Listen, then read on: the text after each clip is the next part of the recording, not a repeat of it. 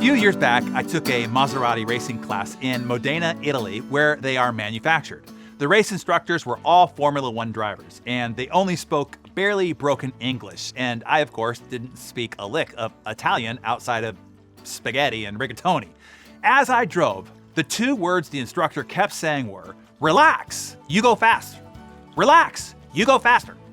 This was confusing to my brain. It sounded like two different commands. But come to find out, it was actually one statement. Translated, what he was saying was, "Hey, knucklehead, if you unpucker your hiney and just freaking relax, man, you'll go faster."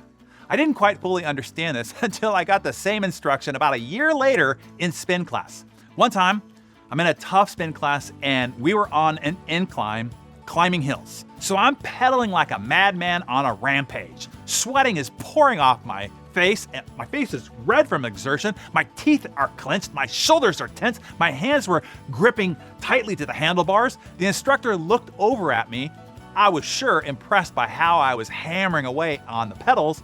He got off his bike, walked over to me, I thought to give me some kudos, but instead he asked if I was okay. I said, "Yeah, fine, man, just trying to go faster." The instructor said, "Relax, to go faster." There it was again. He said, "Loosen your grip, relax your face, your jaw, and your shoulders, and take deep breaths." And guess what happened? Yeah, I went faster and easier. I heard about a sprint coach who was studying Carl Lewis for a year and couldn't understand how Carl was always last or second to last at the 40-meter mark, but then went on to win at the 100-meter sprint. Eventually, he realized that Carl didn't do anything different at the 50-meter mark. It was the other runners who would try to push harder, clenching their fists, scrunching their faces, that slowed them down, while Carl breezed past them. Watch this. Just about every race you watch with Carl Lewis, the first half of the race, it doesn't look like he's going to win the race. He's not in it, but then he's able to pull out the victory at the last, and sometimes 20 and even 10 meters at the end of the race. And Carl Lewis is showing his pace in Grady. It's Carl Lewis and Grady. It actually looked like he was speeding up at the end of the race, but he's not speeding up. No one is. Everyone's decelerating at the end of the race. He was just so much more efficient in terms of his technique. He's a very clean runner, and so he was decelerating at a much slower rate. Carl Lewis on the near side, and on the far side, Ron Brown, and America may have got 1, 2, 3. The great master Bruce Lee taught us this long ago when he said, "Everything you do, if not in a relaxed state, will be done at a lesser level than you are proficient." Thus, the tensed expert marksman will aim at a level less than his or her student. Come to find out, to perform exceptionally at anything, the athlete, the achiever, the leader, the parent must be relaxed. Often, the harder you push, the worse your performance. Relaxation is a part of high performance. The reason this is so hard for us is, one, it seems counterintuitive, and two, it is counter to what we have been taught. We are taught to push harder, to bear down, to hammer it, to grip it and rip it, to grind it out, to grin and bear it. But maximum performance requires all your energy going to the right muscles. This includes your brain muscle. If energy is dispersed anywhere else, your face, your jaw, your shoulders, your hands, your chest, etc., it draws power and focus away from the primary driver.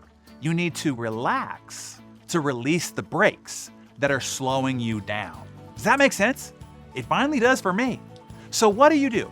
Here's good advice from Jerry Lynch in his classic book, The Total Runner. He says, "Let the meat just hang on your bones. Relax your face, relax your eyes, relax your shoulders. Breathe deeply, run happy from the inside. Let it flow. Don't apply power. Float with strength." It may feel funny at first because you have to concentrate in order to relax, but in time you'll find that you can run more effortlessly and your body will work with itself instead of against itself.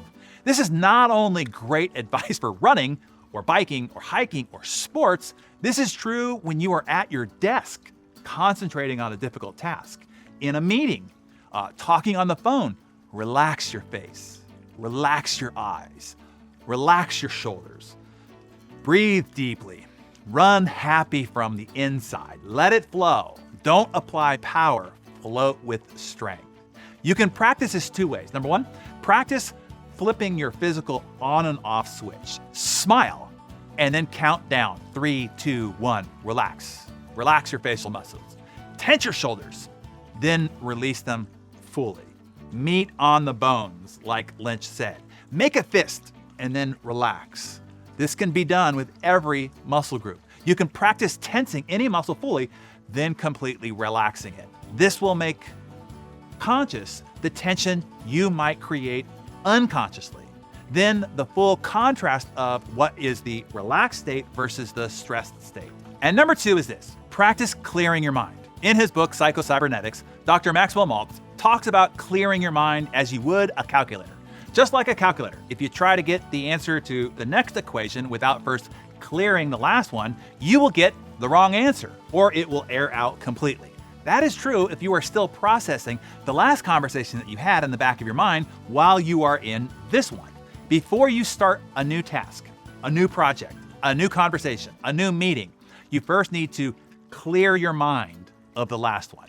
And then fully relax your mind to pay attention only to what is present and needs every aspect of your cognition.